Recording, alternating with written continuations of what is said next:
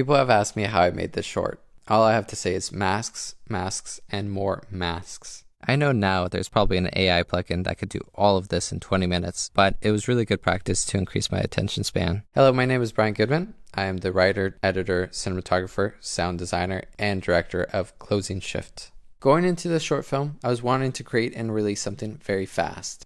I was inspired by a video of Sam Raimi speaking to an audience about how young filmmakers need to be making short films weekly, and that was my goal. I wanted to have a small crew, which turned out to be just 2 other people, and we'd use the gear I already owned. I was tired of making excuses of not making a film, and we'd go for it, but this took a lot more time than expected. The concept came from an idea I had way back of an endless parking lot at night with streetlights casting perfect circles of light. I thought that created a very eerie setting for a short to take place. Recognizing my limited budget and my lack of experience with special effects, I settled for a basic idea of darkness being the antagonist of the film. This idea also allows audiences to use their own imagination by projecting their own fears into what could be in the dark. And then some early ideas came with footsteps following, the tug of war with the keychain, and the camera whirling around the main character. Once I had those elements, I found a way to structure a narrative, and I wrote a 5-page script. Then I storyboarded the entire script. The whole storyboard had about 110 shots, so at least I had an idea of where to put the camera when I was filming.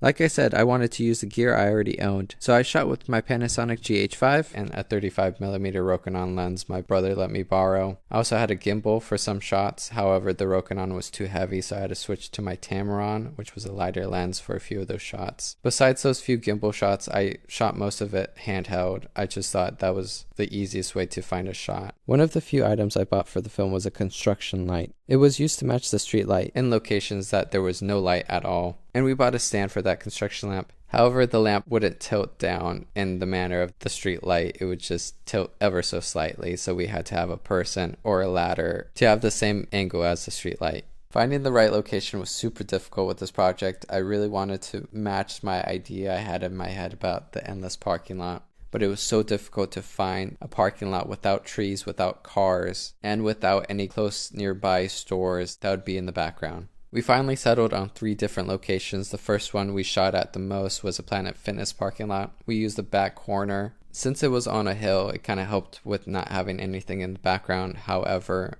it did have a tree and a bush that I had to mask out a lot. The second location was Jordan's backyard, which was out in the countryside. So we had access to a very dark background. The only problem was there was a nearby highway, so ever so often there was headlights far away that needed to be masked out. The third location was a parking lot for an event center. This was the perfect location to show an endless parking lot. It's such a long space with parking spots. However, the biggest problem was there was no street lights in this parking lot. So we had to use the construction light heavily in this location. Not finding the perfect location forced me to search for different shot placements that I hadn't planned, and I think that made for a more dynamic looking film. The first shot was filmed at my friend's work, and I overlaid a shot of the streetlights. These shots of Jordan walking were reshot so many times. We shot it in a field, in the middle of a street, and then finally in a completely dark parking lot, and we had Solando walking behind the camera holding the construction light high up. The reverse shots were done at the Planet Fitness parking lot. There was a tree to the left of the streetlight that I had to mask out. This all could have been so much easier with a dark soundstage with one bright light beaming down, and would have helped me focus more on the storytelling rather than the technical issues. For me, these subtle camera movements make the masks more noticeable. The more aggressive the camera movements, the less flaws you see with the masks. This was actually the first time I used masks for a project. Many of these shots I went frame by frame to adjust them. I played around a lot with feathering the masks to create as much of a natural transition from the light to the darkness. Another problem I found was on certain displays the masks looked very apparent, and YouTube's compression would make them look awful. So I was hoping not to use them as much as I could, but the locations available to me, I had to use them, and I had to use a lot of them.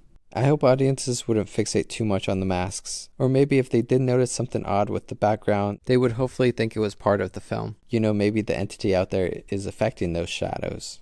The POV shot of the darkness is mostly a shot of a mask. This moving back shot, I really love these shadows over his eyes. These masks right here were very difficult to get right. His hair and his shoulders are moving constantly in the frame. The shadow was created by using a blanket draped on a vertical stand, and we positioned the blanket to cast a nice shadow for Jordan to act as if something is grabbing his hand. I came in and added some masks to darken the shadow. I'm really happy with this hand scar. None of us had history with doing prosthetic makeup, so I'm really happy with how this turned out. We used a mixture of scar wax and liquid latex to make the prosthetic. We used vampire blood for the fake blood. Since the film was so desaturated by the LED light, I wanted to tie in a color scheme of red throughout the film. So we have his shirt, his bloody hand, and his keychain, and then at the end with the light inside of the car. I wanted to have at least one vivid color in the film. I didn't fully capture this tilt down in camera. I used a mask and keyframed the frame moving down from the mask into the footage I shot. I really wanted a time jump conveyed in this area, so I thought that was the best way to do it.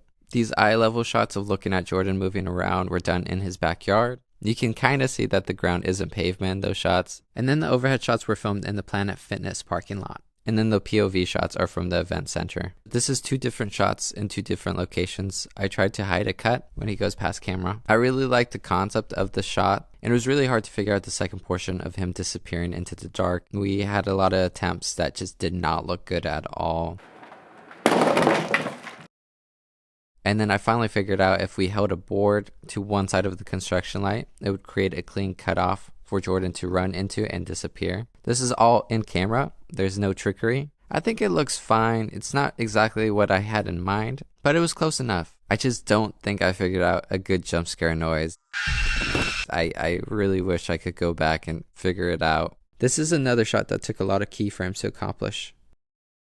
With the keychain struggle, we had the keychain attached to a workout bench, which was in the shadow of the black blanket. The keyring does change size. I wanted the first shot of the keyring to be very strong, and then the second shot to start to bend. So we used the second slimmer keyring to get that bending effect, and I moved in closer to hopefully hide the change of size. I guess I could have used the second keyring for all the shots. This transition from the key break to Jordan standing up was the hardest to figure out. The shots just never looked right for this transition. Since Jordan was moving a lot in the original clip, I captured a freeze frame of him lying on the ground, so there was a moment before he started to get up, which would allow time for the echo of the entity to disappear. I then hid this by keyframing a diagonal pan and tilt. All these whirling around shots were just me running around Jordan with the gimbal. Okay. I put the tripod on top of my car to achieve these wide shots from a higher angle. I didn't want to dent my car, so I just guessed the framing and just put my camera up there. Tracking into and out of the dark, I really love this idea. This first portion was shot in the Planet Fitness parking lot. Once he gets out of the dark, was shot in the event center parking lot. We had Solana off camera holding up the construction light, acting as a street light. For a moment you can see the light source, which I think looks like a street light. And we also had prosthetics on his face to have a scar. The shot of the key dropping is something that just takes 30 takes to get right. I had the camera placed on my shoe and I was just tossing the key until I got lucky. This shot is heavily inspired by Evil Dead, and this one took the longest to keyframe. I was surprised how well it turned out with all the movement. I think I spent most of editing on this shot just to get it right. I think it took over a week to do. And it's just an 8-second long clip, but going frame by frame, that's 192 frames. I don't think I did that many, but it was very close. The finale is actually shot in a totally different car. We chose the white car because of its contrast with the darkness. However, it had a tan interior that doesn't really work with the entity's rules of being in the darkness. Plus, I didn't want to stay in the interior, so we used my own car's dark interior. This also allowed us to use the red lighting of my car's speedometer for the scene, which tied in with the rest of the red. I also think that stylized lighting helped heighten the moment at the end. These shots of the darkness wrapping around were shot in reverse. Getting the splatter right was really difficult. We tried tossing a spoonful of fake blood on the window. It didn't look right, and it splattered on my roof, which happened to be tan, so it stained a little bit of it. In the end, we used a water bottle of slightly diluted fake blood and squirted it.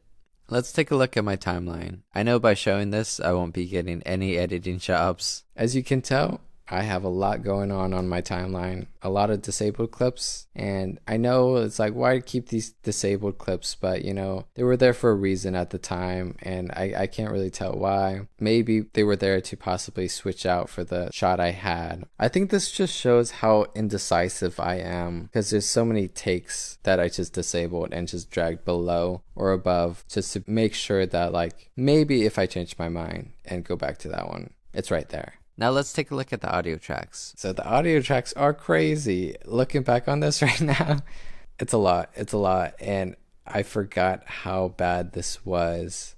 I came into this project knowing the importance of sound design with horror. It's probably the most important aspect of horror. Sound design can really drive anyone crazy. I think it's so difficult to get it right, and it just takes so much time. And I know this layout's going to make me look crazy. I'm expecting a lot of people are going to be in the comments saying there's a way better way to do this. But personally, I like to have this all on the same timeline with the clips so I can be able to adjust the pacing of the clips to the sound effects. I initially based the editing solely on the visuals, but once I added the audio, I could tell that some cuts didn't work, and it changed the tempo of a lot of shots and scenes. Jordan created the music by experimenting with some effects he had. He did a great job enhancing the atmosphere of the parking lot. I layered a few of the tracks to create more of a build-up. During the process of this production, I was reading Rosemary's Baby by Ira Levin. I think it helped the film a lot with the tension. I just loved the tension of the book so much and the suspense, and I really wanted that in my film. And I did drag this out, maybe longer than it should have, but that was really my goal of this, was just to create tension and suspense, and to have a really great build up. And there's a lot of things I would change now, looking back on it, but now it's just out there, and I'm really happy with the reactions it got. I also did a version in black and white, and I really love the look of this, and maybe if enough people, comment, maybe I'll release it on the channel. Well, thank you so much, and I'll be working on a new horror short film really soon.